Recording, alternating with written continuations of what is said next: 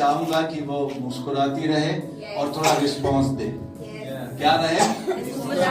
Response भी दे। जहाँ आमीन बोलना वहां पर आमीन बोले, जहाँ हालेलुया बोलना वहां पर, जहाँ कुछ ना बोलना वहां कुछ भी मत बोले। हाँ, ऐसा नहीं किसी ने गवाही दी आज मेरे पति ने खूब मारा, हालेलुया। मेरा पति बहुत पीता, प्रार्थना करना, आमीन। इसका मतलब समझते हैं ना? पीता है, आमीन का मतलब फिर क्या करना है? तो इसलिए ऐसा भी नहीं है, जागरूक रहना है हालेलुया बोलने के वक्त। हालेलुया कई बार अब सामने से इसलिए भी बोला जाता है कि कोई सोए ना। एक प्रभु के जन ने ऐसा बताया कि अब हालेलुया जो बोला जाता है वो इसलिए बोला जाता है कि कोई सोए ना, ताकि जागकर वचन को ध्यान से क्या करें? ध्यान से सुने। आमीन, हालेलुया। ये इस साल का जो है लास्ट संडे से पहला एक संडे और है ये, इसके बाद एक आखिरी संडे आएगा, उसके बाद नया साल आ जाएगा। आमीन। नया साल आएगा, नया कुछ जीवनों में नई अपेक्षाएं होंगी, पर हमें नया कुछ देखना है। तो कैलेंडर बदलने से चीजें नहीं होती हैं, कुछ चीजें हमारे जीवनों में होनी चाहिए, हमें निर्णय लेने चाहिए। इस साल के इन बचे हुए दिनों में हम हर बार निर्णय तो लेते हैं, पर प्रार्थना करें कि हम उन निर्णयों में बने, उन निर्णयों में काम करें। ये 2025 हमें ऐसे ही नहीं जाने देना है। 2025 हमें ऐसे ही, भविष्यवाणियां हर साल होती है और कोई भी भविष्यवाणियां अपने आप से पूरी नहीं होती हैं। जैसे एक बीज के लिए एक भूमि है, वैसे ही भविष्यवाणी के लिए आपका विश्वास, आपका रवैया, आपका हृदय बहुत ही मायने रखता है। प्रभु की स्तुति हो। आप चाहें वो भविष्यवाणी इन्हीं बचे दिनों में भी पूरी हो सकती है, और अगर ना चाहें तो पूरे साल में भी ना हो। आप चाहें तो वो इन्हीं दिनों में, बचे हुए दिनों में पूरी हो सकती है, और हम विश्वास करते हैं होगी। फैमिली ऑफ फेथ के लिए जितनी भी भविष्यवाणियां की गई हैं इस साल में, उनमें से हम बहुतों को पूरा होते देखेंगे। आमेन। 2025 में हम चर्चाएं करेंगे, प्रभु ने ये कर दिया, प्रभु ने ये भी कर दिया, प्रभु ने ये भी कर दिया। Hallelujah, hallelujah. 2025 में हम जमीनों को खरीदेंगे, चर्च की जमीनों को खरीदेंगे, फैमिली ऑफ फेथ अपने घर की जमीनों को खरीदेंगे। हाँ, 2025 में ऐसा होगा। प्रभु की स्तुति हो। जिन्हें जो भी साधन की जरूरत है, उन साधनों को यीशु के नाम में आपके लिए खोल रहा हूँ। बाइक है उनके लिए बाइक, जिनके लिए कार है उनके लिए कार, जो भी साधन चाहिए वो यीशु के नाम में आपके ऊपर खुल जाए। पर उन साधनों के द्वारा हमें परमेश्वर की महिमा करनी है। प्रभु की स्तुति हो। उन साधनों के द्वारा परमेश्वर की महिमा करनी है हमें। उन साधनों के द्वारा प्रभु की स्तुति हो। वो साधन हमारे लिए रुकावट ना आए, बल्कि हमारे लिए बढ़ने का कारण बने। अच्छी नौकरियां, अच्छे बिजनेस, अच्छी चीजें हमारे लिए बढ़ने का क्या बने? बढ़ने का कारण बनना चाहिए, रुकावट का कारण नहीं बनना चाहिए। आज का संदेश सुनने के लिए आप तैयार हैं? हंसते हंसते आज का संदेश लेना। हो सकता है आज के संदेश में कुछ सुधार की भी बातें हो। हालेलुया, प्रभु की स्तुति हो। जो प्यार करते हैं वो डांटते भी हैं, वो सब बहुत कुछ अच्छा करते हैं। तो आ जाइए, हम बाइबल में से एक वचन को पढ़ेंगे, नेहमिया उसका 1 अध्याय और उसकी 2 और 3 आयत से हम इसे देखेंगे। नेहमिया पुराने नियम में से है। नेहमिया हम इसे जानते होंगे, कई बार हमने सुना है इसके बारे में। नेहमिया जो अपने लोगों के लिए बड़ा बोझ रखने वाला था, एक राजा के घर में, एक राजा के दरबार में वो बहुत ही खास तरीके का काम करने वाला था। राजा के बड़ा करीब रहने वाला था वो। पढ़िए। तब हनानी नामक मेरा एक भाई और यहूदा से आए हुए कई एक पुरुष आए। तब मैंने उनसे उन बचे हुए यहूदियों के विषय में जो बंधुआई से छूट गए थे और यरूशलेम के विषय में पूछा। उन्होंने मुझसे कहा, जो बचे हुए लोग बंधुआई से छूटकर उस प्रांत में रहते हैं वे बड़ी दुर्दशा में पड़े हैं और उनकी निंदा होती है, क्योंकि यरूशलेम के शहर का नाम टूटी हुई है और उसके फाटक जले हुए हैं। उसके फाटक शहरपना टूटी हुई है। देखिए ये जो अध्याय है इसमें बहुत ही महत्वपूर्ण है, और अगर नेहमिया अगर हम पूरा पढ़ें तो हमें बहुत कुछ यहाँ से सीखने को मिलेगा। इसमें आत्मिक जीवन के बारे में भी नेहमिया बताता है, पारिवारिक जीवन के बारे में भी नेहमिया बताता है, और आर्थिक जीवन के बारे में भी नेहमिया बताता है। प्रभु की स्तुति हो। यहाँ पर जो सुधार लेकर आया है नेहमिया के द्वारा परमेश्वर अपने लोगों के जीवनों से बात कर रहा था, आत्मिक तौर पर और पारिवारिक तौर पर और आर्थिक तौर पर। जो मैं आज आपको कुछ बातें बताना चाहता हूँ, इसके लिए समय तो बहुत चाहिए होता है, लेकिन फिर भी आज कम समय में हम कुछ बातों को देखेंगे। प्रभु ने चाहा तो आगे हम इसे देखेंगे, लेकिन आज इस बात को देखिए। इसमें नेहमिया से मिलने के लिए कुछ यहूदा से कुछ लोग आए जो बंधुआई से छूटकर अपने देश में रह रहे थे। देखिए बंधुआई से छूटकर कब लिखा है, कैसे लिखा है, तो कहीं ना कहीं हमसे ये बात आज जो वचन कर रहा है ये विश्वास करने वालों से बात कर रहा है। विश्वास करने वाले उन बंधुआइयों से छूटकर यीशु मसीह में आ गए हैं। आज का संदेश उनसे खास बात कर रहा है। प्रभु की स्तुति। वो बंधुआई से छूट गए, अभी गुलाम में नहीं है, वो गुलामी में नहीं है, उस क्षेत्र से वो बाहर हैं, लेकिन फिर भी उनकी दुर्दशा क्या है, सही नहीं है। उनकी निंदा हो रही है, दुर्दशा सही नहीं है और उनकी निंदा हो रही है। उसके यहाँ पर दो कारण बताए गए नेहमिया ने बताया कि शहरपना जो है यरूशलेम की वो टूटी हुई है और उसके फाटक जले हुए हैं। आज मेरा जो विषय है वो है अपनी आत्मिक शहरपना को बनाओ, अपनी आत्मिक शहरपना को बनाओ, अपने फाटकों को सही करो। प्रभु की स्तुति हो। शहरपना और एक फाटक जो एक किला जो होता है वो उस नगर को या उसमें रहने वाले लोगों को सुरक्षा देता है। अगर हम बात करें राजा महाराजाओं के समय की, तो राजा महाराजा अपने किले को इस तरीके से बनवाते थे कि कोई भी दुश्मन उसमें आसानी से क्या मुश्किल से भी घुस ना पाए। इस तरीके से वो उसे बनाते थे। दरवाजों का बनाना एकदम से खोला सीधा पार दरवाजा दिख जाए ऐसे नहीं होता था, ऐसे ऐसे ऐसे इस तरीके से उनके जाने के रास्ते होते थे ताकि दुश्मन एकदम से हाथी या कुछ भी लेकर आए तो वो एकदम से घुस ना। तो आज का जो टॉपिक है अगर आप ये समझेंगे तो जरूर आप आज के संदेश को भी समझ पाएंगे। अपनी आत्मिक शहरपना को हमें बनाना है और फाटकों को क्या करना है, सही करना है। ये बहुत ही महत्वपूर्ण है। अगर शहरपना सही नहीं है, फाटक सही नहीं है, तो वे लोग बड़ी दुर्दशा में या बड़े खतरे में हैं। प्रभु को महिमा मिले। आज के संदेश को कुछ देर ध्यान से ही बैठकर आप सुनेंगे, इधर उधर मत जाना, कुछ देर ध्यान से।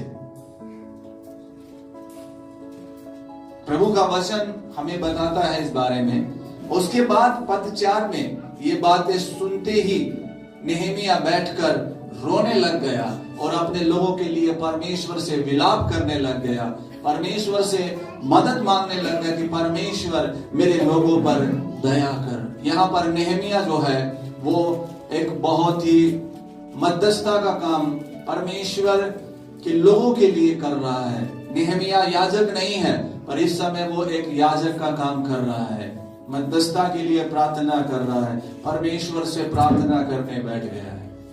परमेश्वर से प्रार्थना करने, हाँ, हमें प्रार्थना करने वाला बनना चाहिए। नेहमिया नौकरी करने वाला था, जॉब करने वाला था। मैं यहाँ पर बात नहीं कर रहा पास्टर की। नेहमिया पास्टर नहीं है, नेहमिया एक जॉब करने वाला था, काम करने वाला नेहमिया था और बहुत ही बिजी था, राजा के बड़े करीब था, राजा को हर वक्त उसकी जरूरत पड़ सकती थी, पर फिर भी नेहमिया अपने लोगों के बारे में सुनकर प्रार्थना का समय निकाल रहा है। वो प्रार्थना में बैठ गया है, परमेश्वर से बातें करने लग गया है कि परमेश्वर मेरे लोगों पर दया कर। आपने कैसे बड़े बड़े काम किए, आप क्षमा करने वाले हो, प्रभु हमारे अपराधों को क्षमा कर, वो यहाँ पर क्षमा मांगने की प्रार्थना करने लग गया परमेश्वर से, नम्र हो गया वो अपने लोगों के लिए। हमें अपने गुड़गांव, अपने भारत के लिए प्रभु से प्रार्थना करनी है कि परमेश्वर मेरे गुड़गांव पर तू दया कर। आमीन। और आज हम जो सीख रहे हैं वो है शहरपना को हमें मजबूत बनाना है, आत्मिक शहरपना को हमें मजबूत क्या करना है। हाँ, आत्मिक शहरपना को मजबूत बनाने के लिए कुछ तरीके हैं जो हमें देखने चाहिए। ये आत्मिक शहरपना यूं ही नहीं बनेगी, ये आत्मिक शहरपना यूं ही नहीं बनेगी। देखिए, डॉक्टर के एक व्यक्ति जाता है, डॉक्टर उन्हें मेडिसिन देता है, आप 7 दिन की ये दवाई लो, 15 दिन की ये दवाई लो, आपको कैल्शियम, प्रोटीन, आयरन जो चाहिए उनकी वो गोली देता है। पर अच्छी बात होती क्या है, वो उनको बताता है कि आप कोशिश करिए कि आप ये कैल्शियम, प्रोटीन और जो ये चीजें हैं, आयरन, ये कम से कम आप खाने पीने की चीजों से ही अपने शरीर में पर्याप्त करो। प्रभु की स्तुति हो, हालेलुया, ताकि हमारा शरीर जो है वो लड़ सके उन बीमारियों से, उन पर हैवी हो सके। इस ठीक ऐसे ही हमें अपने आत्मिक जीवन को भी मजबूत बनाना होगा। दुश्मन जब हमला करने की कोशिश करे वो कामयाब ना होने पाए। तो 3 भाग बहुत है इसमें, पर यूहन्ना जो है, तीसरा यूहन्ना, उसकी प्रभु की स्तुति हो, थैंक यू जीसस। परमेश्वर का वचन हमें बताता है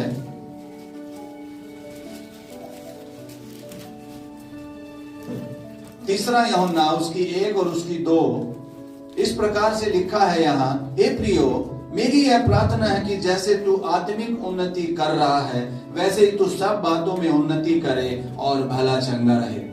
जैसे कि आज का विषय है आत्मिक शहरपना को मजबूत बनाए, अपनी आत्मिक शहरपना को।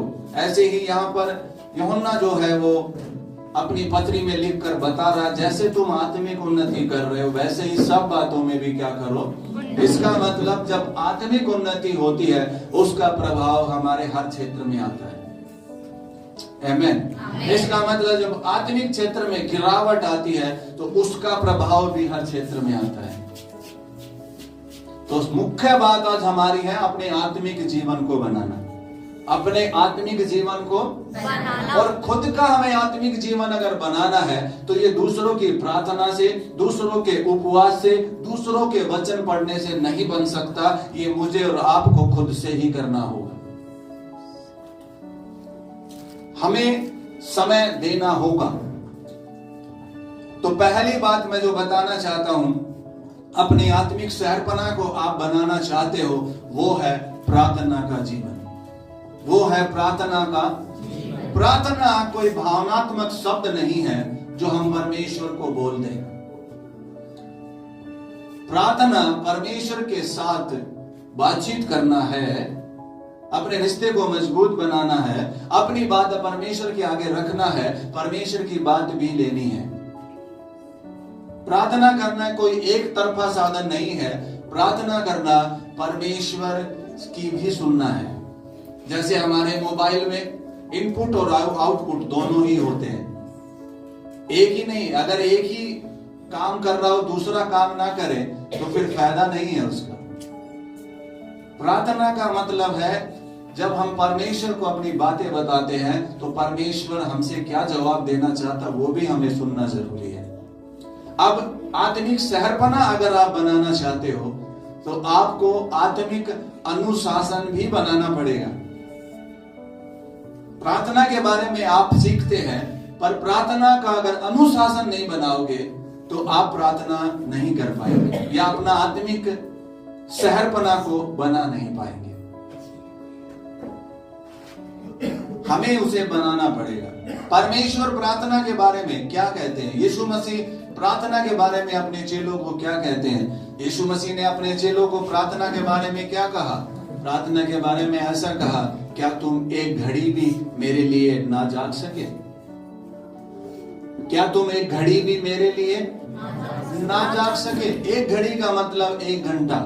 अगर आप अपनी आत्मिक सहरपना को बनाना शुरू करना चाहते हैं तो आप अपने जीवन में 24 घंटे में से कम 1 घंटा प्रार्थना के लिए निकालना शुरू करें। प्रभु की स्तुति हो। आज समस्या क्या है?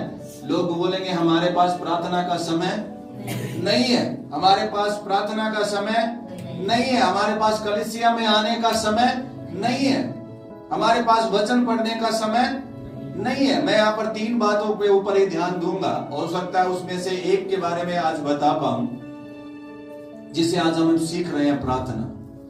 आप नौकरी करते हैं, आप काम करते हैं, आप में से कितने लोग हैं ऐसा बोलते हैं आज मैं कोलगेट नहीं कर पाऊंगा, आप ही मेरे लिए कर लेना क्योंकि मैं बहुत बिजी हूं। चलो एक दिन ऐसा आप कर सकते हैं, लेकिन क्या 7 दिन ऐसा करेंगे? अगर 7 दिन ऐसा कर लिए तो आपको फिर 15 दिन की छुट्टी लेकर डेंटल के पास अपना ट्रीटमेंट क्या करना पड़ेगा? लेकिन आज आप सोच के देखिए, अपनी आत्मिक जीवन को हमें बनाना है, लेकिन हम उसे कितना बहानों में खो देते हैं। मेरे पास प्रार्थना की पूछते हैं, प्रार्थना करते हैं, टाइम नहीं है, हंस के टाल देते हैं हम। पता, जो प्रार्थना नहीं कर रहा वो बहुत बड़े खतरे में है, क्योंकि वचन कहता है प्रार्थना करो कि तुम परीक्षा में ना, प्रार्थना करवाओ तुम परीक्षा में ना पढ़ो, ऐसा नहीं लिखा है। प्रार्थना करो कि तुम परीक्षा में ना पढ़ो। कम से कम 1 घड़ी तो प्रार्थना का आप निकाल सकते हैं। नेहमिया बहुत बिजी था, हम जितने भी यहाँ बैठे सबसे ज्यादा बिजी था नेहमिया, लेकिन फिर भी वो 1 घंटे का समय, यहां तो लिखा कितने दिन तक विलाप करता रहा। दानियल जो है वो दिन में 3 बार अपने प्रभु से बात करने के लिए समय निकालता था। आपको अपना आत्मिक जीवन बनाना बहुत जरूरी है। आप और जब सहरपना गिर गई, उसको दोबारा बनाने में जोर लगा है। आपका प्रार्थना का जीवन गिर गया है, आपको भले जोर लगेगा, लेकिन आप बनाना शुरू करो। शुरुआत चाहे आपकी 30 मिनट से क्यों ना हो, पर आप बनाना शुरू करो। पवित्र आत्मा आपकी मदद करेगा। अपनी कोठरी में चले जाओ, दरवाजा बंद कर दो, मोबाइल बाहर छोड़ दो और बैठ जाओ बाइबल लेकर। परमेश्वर में मेरी मदद करो पवित्र आत्मा प्रार्थना करने के लिए। प्रभु मैं कमरे में से तभी आऊंगा जब मेरे प्रार्थना के जीवन को बनाओ। और आपको आत्मिक अनुशासन बनाना होगा। जो पिछले रविवार को संदेश सुना, वो महिला बार बार जाती थी, उसके पास एक विषय था, आपके पास बहुत से विषय होंगे, पर आज जो सुन रहे हो संदेश, इस विषय को लेकर प्रार्थना शुरू करो। प्रभु मेरी आत्मिक सहरपना बनने पाए, मेरी आत्मिक सहरपना बनने पाए। पवित्र आत्मा ये आत्मिक सहरपना कैसे बनेगी? आप मुझ पर इसका प्रकाशन दो। आमेन, हालेलुया। आप अपना समय निकालिए। अगर आप ऐसा नहीं करेंगे तो बाइबल में लिखा तुम परीक्षा में क्या हो जाओगे? आप बहुत अच्छे हो सकते हैं। प्रभु यीशु ने कहा प्रार्थना करो कि तुम परीक्षा में ना, तो प्रार्थना करनी चाहिए। और प्रार्थना अगर हम करना चाहते हैं तो हमारा एक आत्मिक अनुशासन होना चाहिए। आप नौकरी करते हैं, वहां पर एक अनुशासन है। 9 से 5 आपको नौकरी करनी है, वहां एक अनुशासन है। मंडे टू फ्राइडे या मंडे टू सैटरडे आप वहां काम पे जाते हैं। ऐसे ही हमारी आत्मिक नौकरी को भी आप समझ लो। आप उसे वैसा ना समझो तो आप ये समझ लो ये मेरी आत्मिक क्या है? नौकरी है जो मुझे करनी है।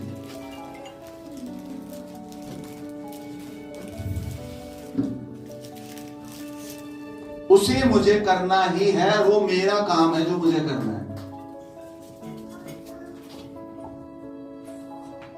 अगर ऐसा नहीं करेंगे, वो लोग छुट तो गए हैं, प्रभु प्रभु कर तो रहे हैं, लेकिन पड़े किस में है? वो दुर्दशा में। आज उनसे पूछ के देखें, उनके दिल टूटे पड़े हैं, जीवन टूटे पड़े हैं, परिवार टूटे पड़े हैं। जब हमारी आत्मिक सहरपना मजबूत होगी, उसका फल हमारे पारिवारिक जीवन में भी दिखेगा। आमेन, हालेलुया। नेहमिया रोने लग गया। नेहमिया रोने लग गया और परमेश्वर से प्रार्थना करने लग गया। इतना ही नहीं किया नेहमिया ने राजा से छुट्टी ली ताकि मैं शहरपना बनाने जा सकूं। अब आपको अपना आत्मिक शहरपना बनानी है तो आपको अपनी छुट्टी उस पर लगानी पड़ सकती है।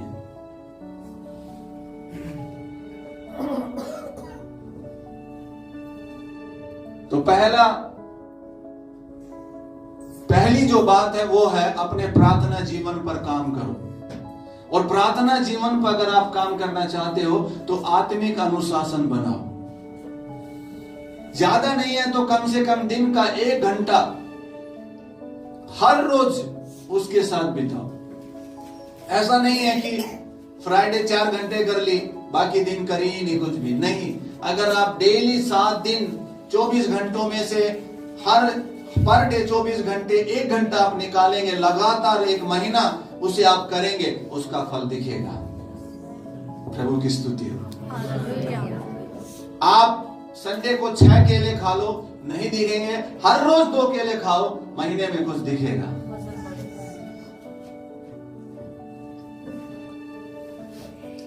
प्रार्थना का एक आत्मिक अनुशासन होना बहुत जरूरी है। फिर उसमें ये नहीं कि मैं नहीं कर पा रहे, मुस्कुरा के दिखा देते, नहीं। अगर शहरपना टूट गई है तो उसका खतरा बच्चों में, परिवार में, आर्थिकता में, हर भाग में खतरा है वो। क्योंकि चोर को मौका मिलते ही चोर कुछ भी नहीं छोड़ता, ध्यान रखना। वो आपका गोल्ड नहीं, वो सोचता चांदी सिल्वर भी ले लो, चलो सिल्वर ले लो, 100 रुपए किराया तो आएगा है? वो सब कुछ क्या कर ले जाता है, छोड़ता नहीं है वो, ध्यान रखे। चोर मौके की ताक भी ही है, कब इनको मैं खाऊं, कब इनको फाड़ूं, कब इनके पारिवारिक जीवन को खराब करूं, कब इनके आर्थिक जीवन को क्या करूं। आत्मिक जीवन आपके हाथ में है, ध्यान रखिए। अगर आप अपने आत्मिक जीवन को मजबूत बना लोगे, शैतान में हिम्मत नहीं है जो आपके परिवार को, आपके आर्थिक को, आपके शरीर को, आपके किसी भी भाग को छू ले। शैतान में कोई ताकत नहीं है। शैतान हमारे घर में लड़ाई नहीं मचवा सकता अगर हम उन्हें मौका ना दे तो। अगर मौका देंगे तो फिर वो लड़ाई क्या, लोगों में तलाक भी करवा देता है, सुसाइड करवा देता है। आज आपको आत्मिक शहरपना मजबूत बनाने की जरूरत है। रिश्ते ठीक होते चले जाएंगे। प्रभु की स्तुति हो। आत्मिक अनुशासन हमें बनाना है तो हमारा प्रार्थना का जीवन हमें क्या करना है। बड़ा दुख की बात होगी अगर 1 घंटे का भी जीवन नहीं है प्रार्थना का। आज हेलो संदेश किनके लिए है, जो प्रभु पे विश्वास करने वाले हैं। आप विश्वास करने वाले हैं। मैं बहुत बिजी हूं इसलिए मैं नहा नहीं पा रहा हूं, 1 महीना हो गया। उसका शरीर बता देगा 1 महीने नहीं नहाया, पास में भी नहीं बैठेगा कोई। ऑफिस में जाकर बैठोगे बराबर वाला, मैं तो नहा के आ रहा था, ये बदबू कहां से आ रही है। समझ रहे? परफ्यूम मारना अच्छी बात है, लेकिन कई ज्यादातर लोग जो नहाते नहीं ना, वो मारते हैं जरा काम चला लें।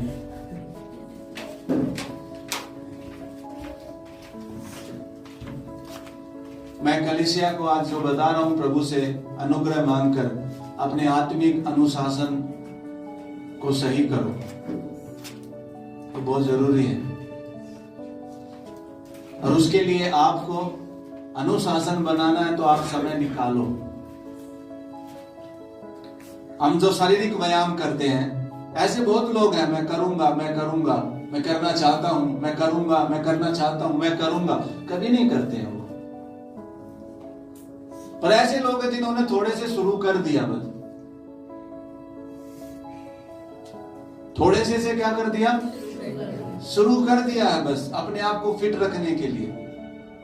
वचन में लिखा है, होशे की किताब में लिखा है उसके 3 और 6 में, मेरी ज्ञान ना होने के कारण मेरी प्रजा क्या हो रही है, नाश हो रही है। वो दुर्दशा में पड़े, क्यों? शहरपना टूटी पड़ी है। उनके दिमाग में किसी की में भी नहीं आया कि हमें अपनी शहरपना क्या करनी चाहिए, बनानी चाहिए। वो परमेश्वर की दुआई दे रहे होंगे, प्रार्थना कर रहे होंगे प्रभु से, लेकिन यहाँ पर जरूरत थी शहरपना को क्या करना, बनाने की। तो परमेश्वर यहाँ होशे के द्वारा अपने लोगों से बात कर रहा है। मेरे लोग दुर्दशा में क्यों है पता है? होशे हो सकता है अपने लोगों के लिए प्रार्थना कर रहा होगा, परमेश्वर ये तेरी प्रजा इतनी दुर्दशा में क्यों पड़ी है, ये कितने परेशान है। तब परमेश्वर ने प्रकाशन दिया, होशे के ऊपर प्रकाशन खोला। ये परेशान शैतान के कारण नहीं है, ये परेशान मेरा ज्ञान ना होने के कारण है, मेरा प्रकाशन ना होने के कारण है। ये प्रार्थना करते जरूर है लेकिन प्रार्थना का प्रकाशन इनके पास नहीं है। ये चर्च जा तो जरूर रहे हैं पर इनके ऊपर वो चर्च में क्यों हम जा रहे हैं उसका प्रकाशन इनके ऊपर नहीं है। केवल रीति रिवाज से जा रहे हैं, परंपराओं से जा रहे हैं। कोलगेट भी दो तरीके के लोग करते हैं, लेकिन एक ऐसे भी होते हैं जो प्रॉपर समय देते हैं, जो प्रॉपर प्रार्थना करने वाले भी दो प्रकार के लोग हैं, जो एकदम से डर डर डर डर डर प्रभु मन संभालना जा रहा हूँ, घर पर पत्नी अकेली है उसको भी 2 स्वर्गदूत संभाले रखिए, बच्चे स्कूल जा रहे हैं 2 स्वर्गदूत उनको भी चले जाना है, शहर में कौन से स्वर्गदूतों को भेजेंगे फिर हम। बस यही है हमारी प्रार्थना, और वहां बैठकर अपनी मर्जी से जीना, अपनी मर्जी की बातें, अपने सब कुछ।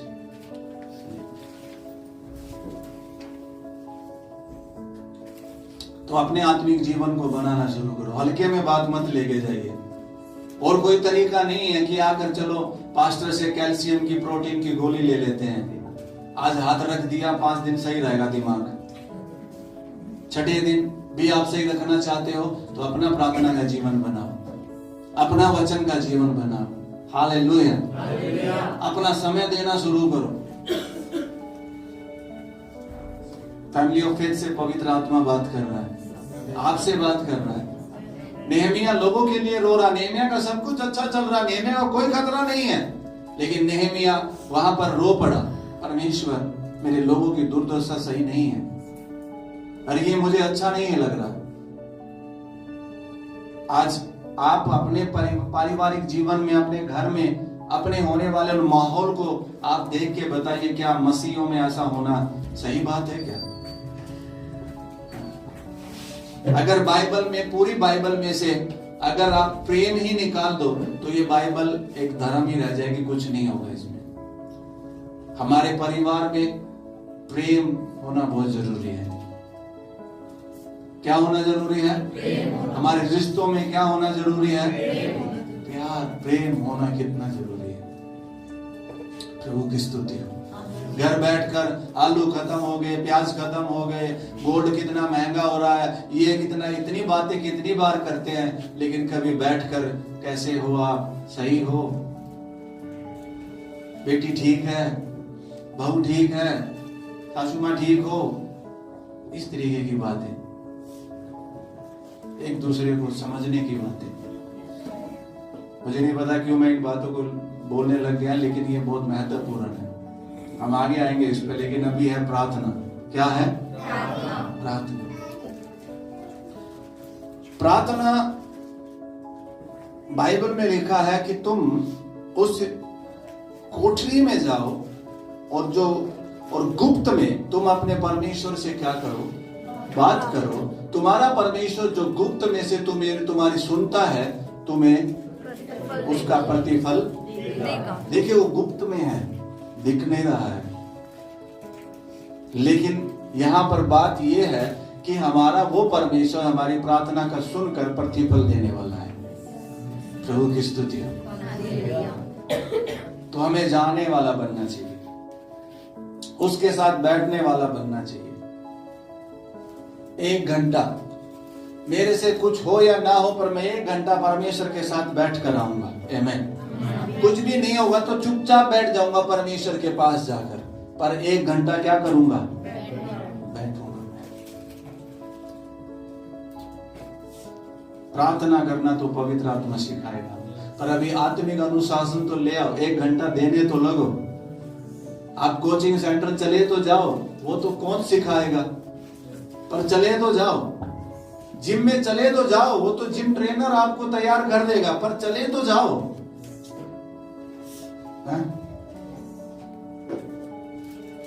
पर क्या नहीं है? समय नहीं है। और कितना ही समय हम और जगह लगा देते हैं। कोई मौसी आ जाएगी, कोई पड़ोसी आ जाएगा, बैठ कर गपशप मूंगफली खाते हुए समय बर्बाद कर देते हैं और कोई अच्छी बातें भी नहीं होती है।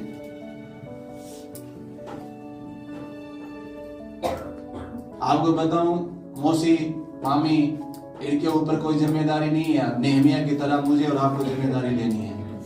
हालेलुया। हमारे ऊपर क्या है? जिम्मेदारी है। इस शहर को परमेश्वर की अगुवाई में लेके चलने की जिम्मेदारी फैमिली ऑफ फेथ को मिली है। अपने आत्मिक जीवन को बनाना कैसे? दूसरों को नहीं, ये प्रार्थना ना करता, आजकल तुम प्रार्थना नहीं करते, आजकल तुम क्या नहीं करते, आप करने लग जाओ। माता पिता आप करने लग जाओ, आपके बच्चे भी करने लग जाएंगे। पति करने लग जाओ, पत्नी भी करने लग जाएगी। पत्नी करने लग जाओ, पति भी करने लग जाएगा। हालेलुया। क्योंकि परमेश्वर कुछ अद्भुत प्रभाव को लेकर आएगा। वह प्रार्थना का आत्मा काम करेगा। अन्ना और सफीरा मत बनो, दोनों ही एक बात में सहभागी हो गए। ऐसा मत बनो कि परिवार में कोई प्रार्थना कर ही ना रहा।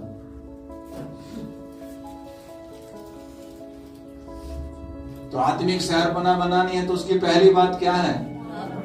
और अगर आप उस प्रार्थना को करने का निर्णय लेना चाहते हो तो एक आत्मिक अनुशासन है कि कम से कम एक समय तो ठहराओ कि मैं इस समय में इतनी देर तक क्या करूंगा? प्रार्थना करूंगा। भौतिक जगत में भौतिक अनुशासन है कि नहीं है? पारिवारिक में पारिवारिक अनुशासन है कि नहीं है? स्कूल के अंदर अनुशासन है कि नहीं है?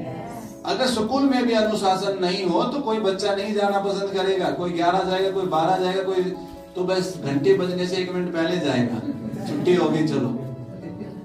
और कोई तो ऐसा ही होगा, एक पैर बाहर और एक अंदर, बस घंटी बजी हो हम स्कूल आ गया तो था स्कूल। अपने जीवन में आत्मिक अनुशासन आप लेकर आओगे, उसके फल दिखेंगे। बोलो दिखेंगे, उसके फल दिखेंगे। आमेन।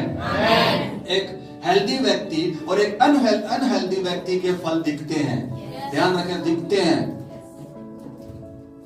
इससे फल ये नहीं कि वो मोटा है या वो पतला है, वो नहीं, पर वो 5 किलोमीटर चलकर भी वैसे ही फिर कह देगा 1 किलोमीटर और चल सकता हूं। और अनहेल्दी व्यक्ति के सांस फूल रहे होंगे वहां पर, जल्दी से कोई बैठने की जगह दे दो। क्या हमें नहीं पता हर रोज घूमना चाहिए हमें 30 मिनट? लेकिन हम क्या कहते, क्या करा दुनिया में इतने बिजी, हम तो टाइम ही नहीं है। अपने लिए भी टाइम नहीं निकाल रहे हो। अपने लिए निकालो टाइम ताकि अपने आप को फिट कर सको। प्रभु की स्तुति हो। अपने आत्मिक जीवन को बनाने के लिए समय निकालो ताकि आप दूसरों का सहारा बन सको। अपना सहारा मत ढूंढो कि ये मेरी मदद करे, ये मेरी छड़ी बन जाए, ये मेरी लाठी बन जाए। नहीं, आप ऐसे बन जाओ कि आप औरों की छड़ी या लाठी बन जाओ। प्रभु की स्तुति हो। तो इसके लिए पहली बात क्या करना है? हमें प्रार्थना करनी है हमें। अब उसके लिए क्या करना होगा? हमें आत्मिक अनुशासन बनाना है। आत्मिक अनुशासन, अब 4 से 5 मुझे प्रभु के साथ बैठना है। 5 से 6 मैं तो जॉब करके आता हूँ, 8 बजे घर पहुंचता हूँ, तो 8 बजे घर पहुंचता हूँ, 1 घंटे में अपना सारा काम करके थोड़ा आंख आराम सा करके 9 से 10 मेरा आत्मिक अनुशासन है। मैं प्रार्थना करूंगा, कोई मुझे डिस्टर्ब ना करेगा।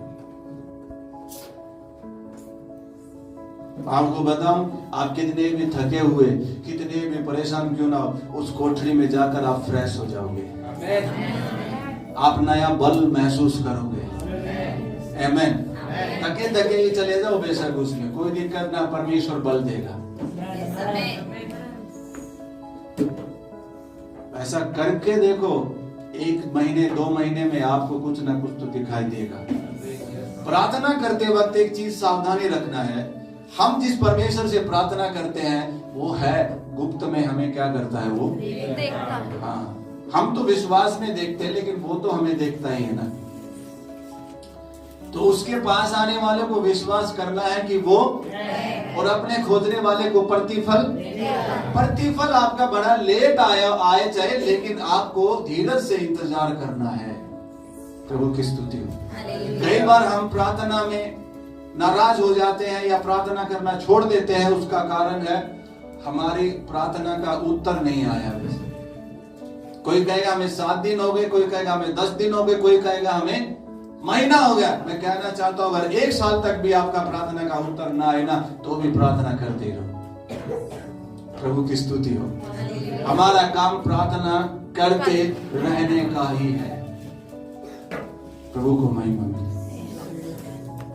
क्योंकि वचन में लिखा है आकाश टल जाएगा, पृथ्वी टलेगी और उसका वचन तो वो प्रतिफल देगा तो देगा। आदमी का अनुशासन एलिया ने बनाया, एक ऐसे समय में बनाया जबकि अकाल का समय था। सब लोग घबरा गए थे, सब लोग, कंपनियां, बड़ी बड़ी कंपनियां बंद हो चुकी थी। आपको बता, प्रभु का धन्यवाद हो, परमेश्वर ने एलिया को जो कंपनी खोलने के लिए दी वो कंपनी बंद की। आमेन। बड़ी बड़ी फैक्ट्री, उस समय का जो भी बैंक बैलेंस राजा आए वो सब घबरा गए, लेकिन उस विधवा का मटके में से ना वो चीज फिर भी आती रही। प्रभु की स्तुति।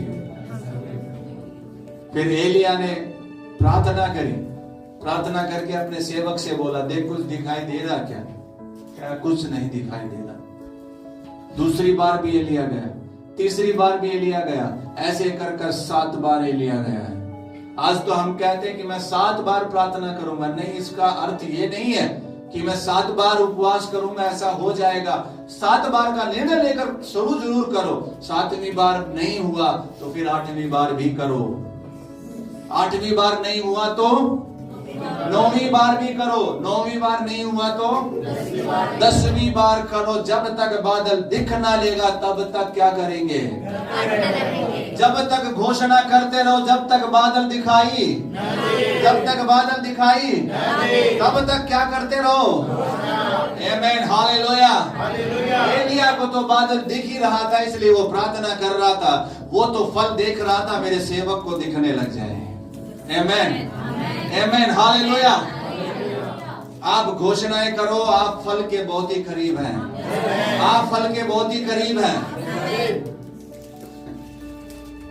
आत्मिक अनुशासन बनाए रखो। मैं जब ऐसा बोल रहा था ना, फल के आप करीब है, कई लोग जागरूक नहीं थे, उनका ध्यान और कहीं आ गया, लेकिन कुछ ने आमीन बोला। आप 10 महीने रोए हो, ना हुआ हो, आज इस प्रोफेटिक वचन को ग्रहण करोगे तो फल आ जाएगा। आमीन, आमीन। जागरूक बनो। आत्मिक अनुशासन हमारा होना चाहिए। आत्मिक अनुशासन